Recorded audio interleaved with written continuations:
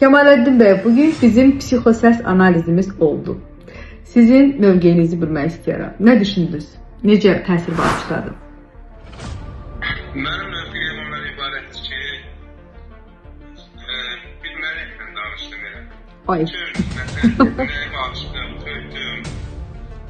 Çox rahatladım, yəni özünə inkişaf, səs tembrinin düzəlməsindən bağlı çox məndə maraq oyandı. Və inşallah bunu sentyabrda davam elətdirəcəm. İnşallah.